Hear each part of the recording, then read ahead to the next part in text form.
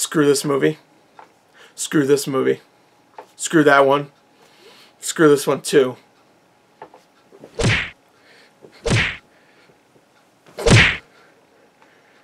Screw that one too.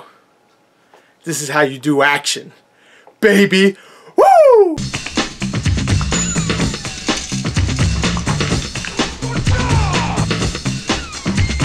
Hey, what's up everyone, and welcome to my review for Hardcore Henry. Oh, I couldn't wait for this movie. I really couldn't. And it's finally here, baby. After a year and like 4 months of waiting, I finally got to see Hardcore Henry. It's a movie I really was looking forward to ever since it was just called Hardcore and it was still on Indiegogo and it was getting funded and all that. I couldn't wait for this movie. I really couldn't. I watched all the making ofs, the B-roll footage, all the trailers, all the TV spots. Probably shouldn't have done that because there was a lot of stuff I saw in those that I saw in the movie. I'm like, I got that spoiled, but I couldn't resist. I needed to see more. It was like Star Wars in a little bit, in a similar way, where I'm just like, I need more of it. I'm gonna put the movie in my mouth and eat it. So ever since December 2014, when the first look for Hardcore, which was the original title for this film, came out, I couldn't wait for it. I really couldn't, because it looked so well filmed. I love the music videos that this director directed before for his band called Biting Elbows, I think it was called. The music video, and I'm quoting here, I'm just going to say the name, it's called Bad Motherfucker. Let me tell you, that's a badass video. Watch that or watch the clip of the first look of Hardcore and you'll see exactly what you're gonna get from this. It really is something to see. So anyway, I couldn't wait for this. What did I think of it?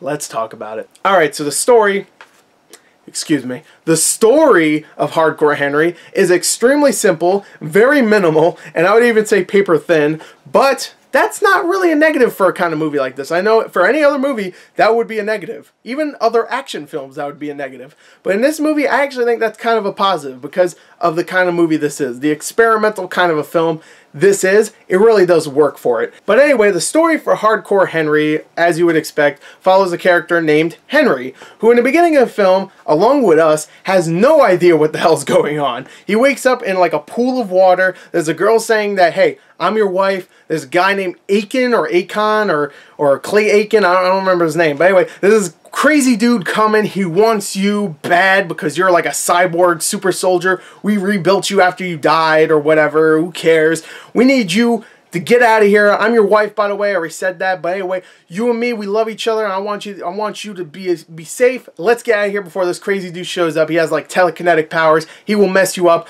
But if we can get you out of here and have you like kind of learn your skills as you go along, maybe, just maybe, you'll be able to kill this Aiken dude. But anyway, let's get you out of here. And of course, they get out of there, but the wife gets captured by Aiken, or the bad guy. I'm gonna stop saying his name because I don't think I'm saying his name right. But she gets captured. Henry gets mortally wounded, and luckily he's saved by a guy named Jimmy, played by Sharlto Copley, who's helping him. Henry doesn't know why, but we figure out later on why. But anyway, Henry has to go and, of course, save his wife from Aiken, this pale, telekinetic warlord who really wants Henry bad, but he also wants to kill Henry. It doesn't make much sense at times, but it doesn't matter. You just want to see this movie for the ride, for the POV, ridiculous action, combat, boom, boom, boom, explosions, gore, violence. And this movie has plenty of that. So really, that's pretty much what the story is. There's a couple of little twists and turns here and there for the most part. Like, you get to learn more about the Jimmy character, the Sharlto Copley character. And that's a little interesting. There's interesting stuff in here that you're like, oh, I want to know what, like, who's Henry, who's this character, who's that character. And you get little pieces of information as you go along. But for the most part, you don't get everything answered to you. But really, what you want to see is all the action and all that crazy stuff. But before I talk about that, I will say this.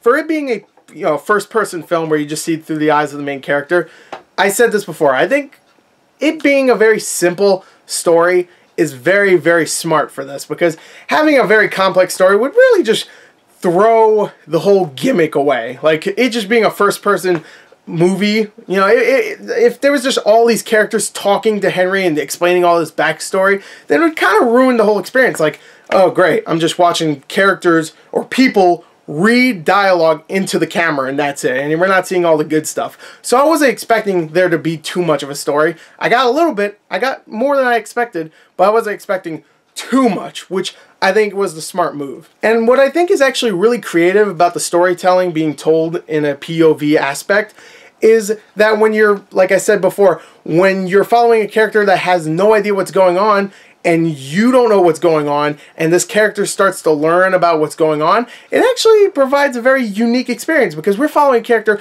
that has no idea what's going on. He barely even knows who he is. He barely even knows what the world is. He doesn't remember anything.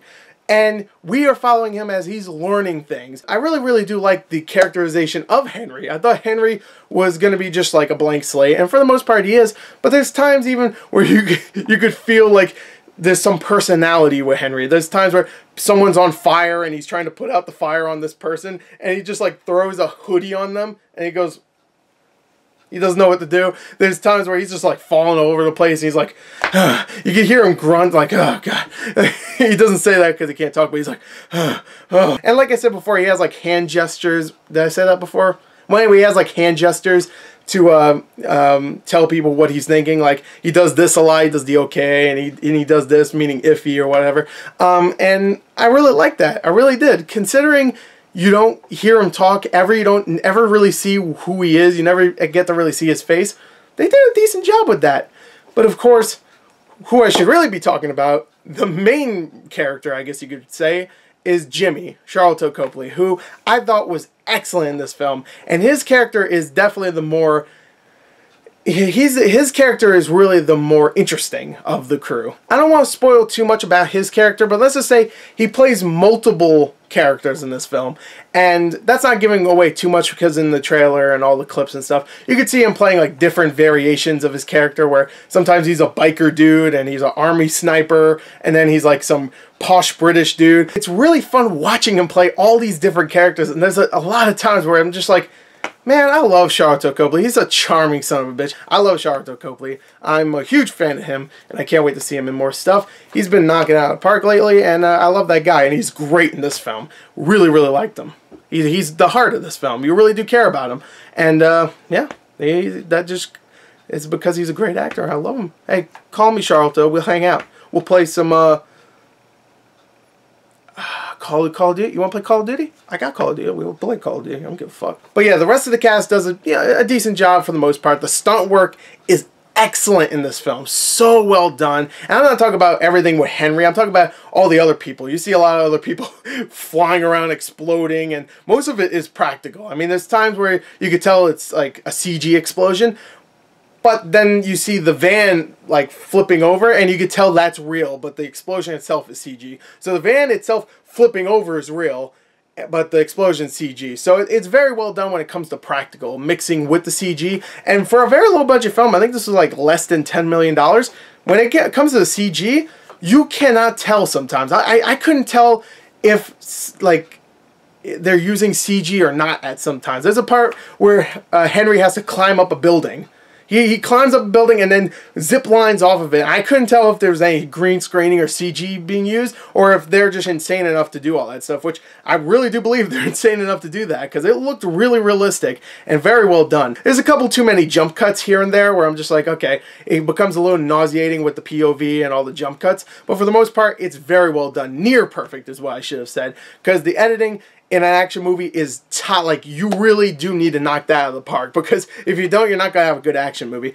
And this movie definitely does it. Stuff like Taken, if you want to see a bad movie with editing where it's jump cutting every time someone's about to throw a punch, watch Taken 3, Taken 2 and Taken 3, badly edited films. This one, excellent. You see every punch, you see every bone break, you see every head explode, you see everything you need to see, and it's not jump cutty, too jump cutty. There's a few jump cuts here and there that makes the movie a little nauseating, but for the most part, it's all very well edited. But of course, the whole reason you're seeing Hardcore Henry is not because of the story, or the acting, or the characters, or the writing. You don't care about any of that crap. You just get it out of here. The less the better. What you want to see in this movie is, of course, what the title and the trailer would suggest. The comedy. How funny is it? No, I'm just kidding. Of course, I'm talking about the action. And in this case, the POV first-person action? Did it give me a migraine?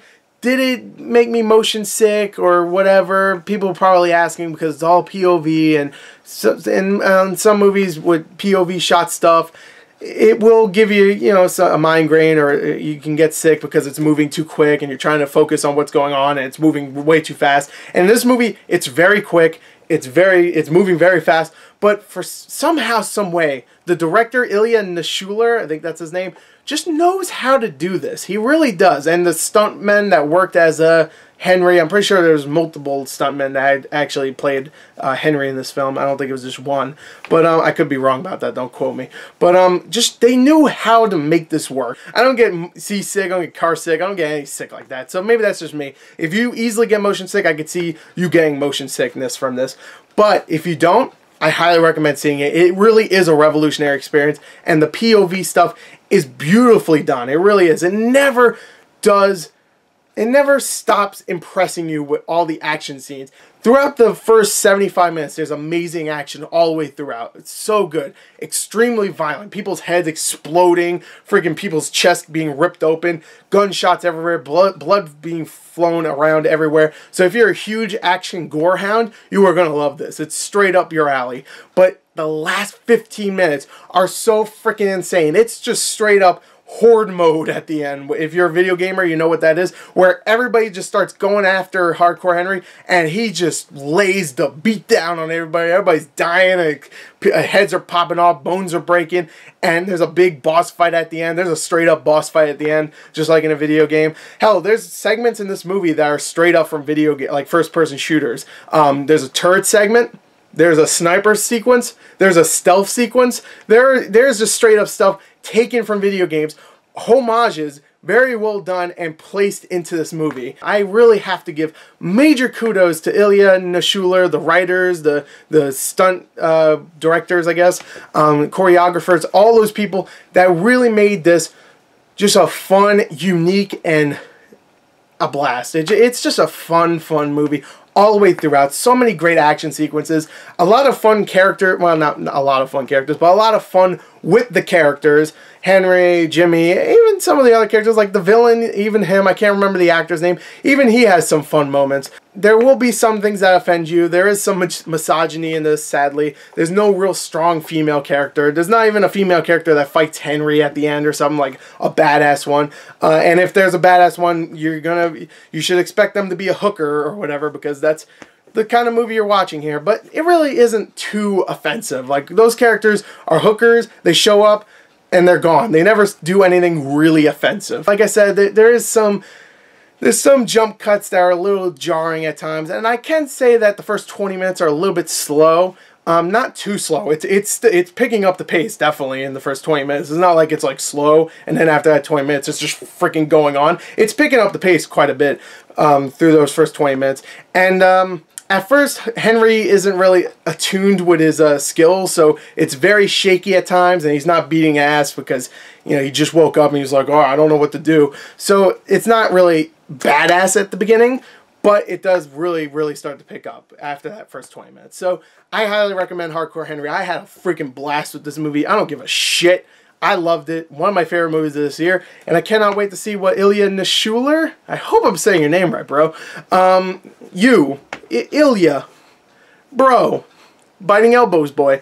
I hope you do something in the future. I cannot wait. So there you go. That's my review. I'm gonna give Hardcore Henry, I'm gonna give it a 36 out of 40, which translates to a 9 out of 10. You need to see this film. At least rent it, or give it a matinee at least. Please, please, please. And if you get motion sick, go to the back of the theater where the screen's not like this. It's like kind of like this. So you'll feel a little bit better. So anyway, there you go. That's my review for Hardcore Henry. I hope you enjoyed it. Thank you, and until next time, goodbye.